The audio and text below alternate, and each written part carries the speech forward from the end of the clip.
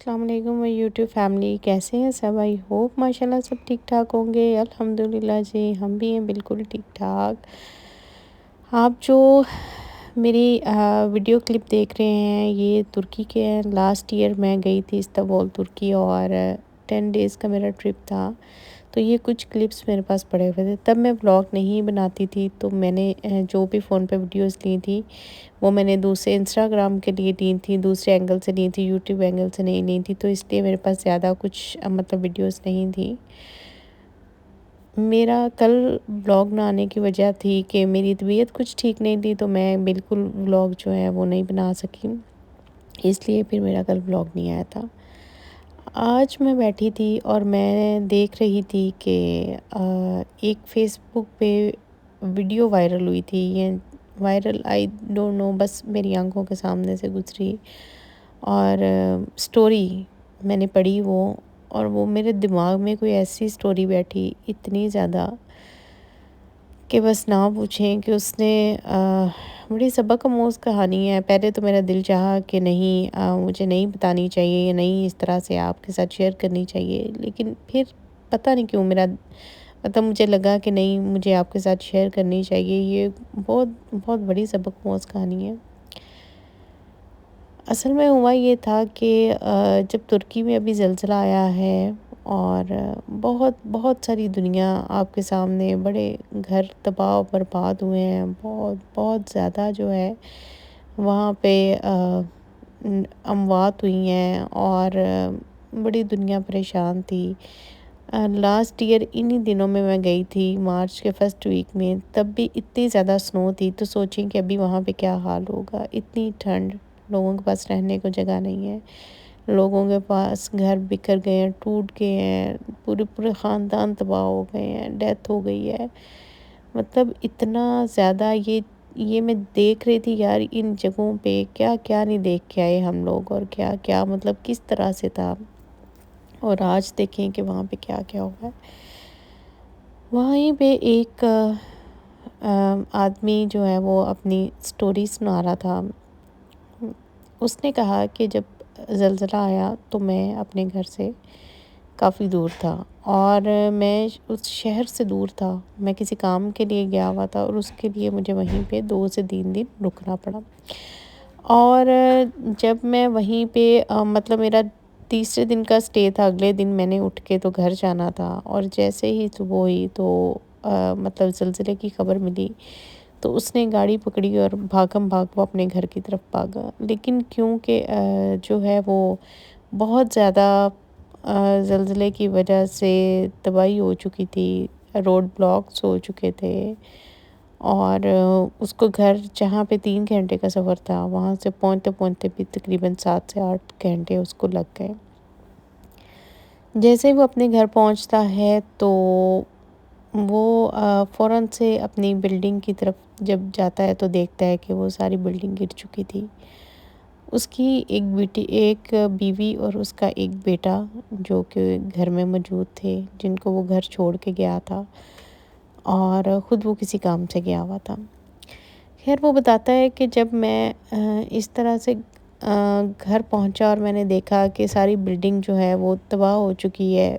चौथे के 5वें फ्लोर पे उसका फ्लैट था जो कि ख़त्म हो चुका था, और उसके बाद वो फ़ौरन उसकी तरफ लपकता है। तो जो वहाँ पे लोग खड़े हुए थे मदद करने के लिए, जो पुलिस थी वो उनको रोक लेती है, वो उनको आगे नहीं जाने देती। तो वो चिल्लाता है कि मेरी बीवी और मेरा बच्चा अंदर है, खुदा का वास्ता मतलब जल्दी से मलबा हटाएं, शायद वो ज़िंदा हो। तो वहाँ से मलबा हटाने की कोशिश की जाती है। आखिरकार काफ़ी कोशिश के बाद जो है ना, वहाँ से मलबा वो पीछे वाली साइड की तरफ से जाता है, तो वहाँ से मलबा थोड़ा हटा हुआ आता है। वो देखता है कि उसकी बीवी की वहाँ पे डेथ हो चुकी है, और उसका बच्चा, उसका कोई पता नहीं है। वो एक ही मतलब उसने जब देखा तो अभी उसकी बीवी की ही मतलब उसको डेड बॉडी नज़र आई, और जो डेड बॉडी नज़र आई वो जिस हालत में उसको नज़र आई, और वो सकते में चला गया उसको देख के, क्योंकि उसकी बीवी بقول اس کے وہ بہت بہت اچھی تھی، اور اس کے بیٹے سے بہت پیار کرتی تھی، اس سے بڑا پیار کرتی تھی، اور سارا دن اس کی خدمت بھی کرتی تھی، اس کا بڑا دھیان رکھتی تھی۔ تو یہ ساری چیزیں اس نے بتائیں، اور اس نے بولا کہ جب وہ دیکھتا ہے اس کی ڈیڈ باڈی کو تو توبہ استغفر اللہ کرنی چاہیے، 1000 دفعہ کیا، 1,00,000 کروڑ دفعہ، جتنی دفعہ بھی، کہ بس وہ اس طرح کی گناہ کی حالت میں تھی کہ میرے پاس الفاظ ہی نہیں ہیں آپ کو بتانے کے، میں بیان بھی نہیں کر سکتی۔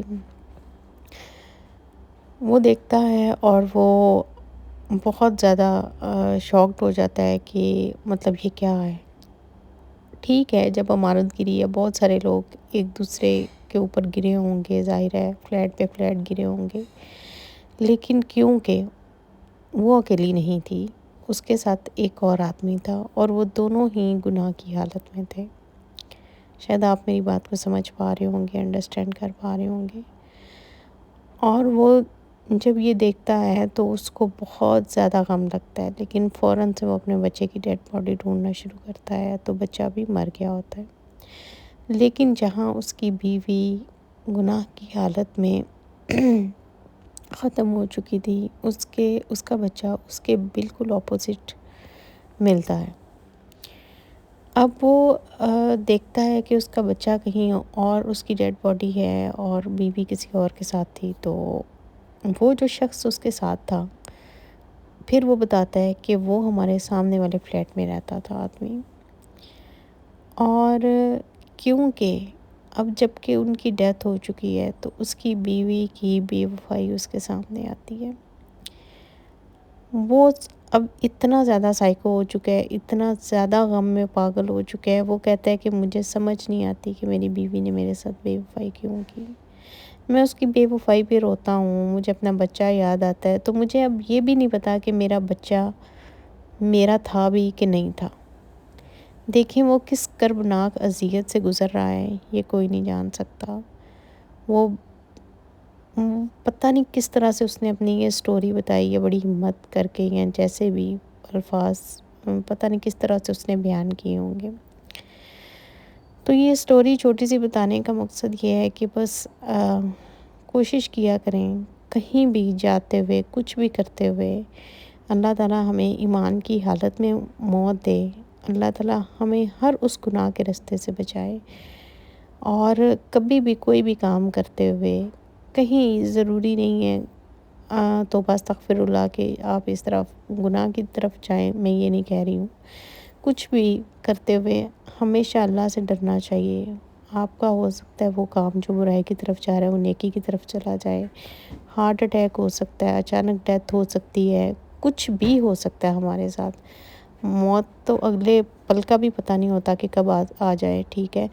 تو اس لیے ہر وہ کام جو آپ کر رہے ہیں یا آپ کرنے جا رہے ہیں، تو یہی سوچیں کہ پتہ نہیں اگلا پل آنا بھی ہے یا نہیں آنا۔ تو بس اللہ سے یہی دعا کریں کہ اللہ تعالیٰ ہمیں ایمان والی موت دے، اور بس کلمہ پڑھتے ہوئے جائیں۔ بہت سارے لوگوں کو دیکھا ہے کہ جن کو کلمہ بھی نصیب نہیں ہوتا، اور کچھ تو میں نے خود اپنی آنکھوں سے دیکھے ہیں کہ ان کی آواز بھی بند ہو جاتی ہے، ان سے بولا بھی نہیں جاتا، مطلب وہ پڑھنا چاہ بھی رہے ہوں تو نہیں۔ ہر وقت جو ہے کلمہ پڑھتے رہا کریں، کیونکہ جو آپ پڑھیں گے وہ آپ کی ایک ایسی عادت بن جائے گی کہ جب آپ کا آخری بھی ٹائم ہوگا تو آپ کے منہ سے خود بخود کلمہ جاری ہو جائے گا۔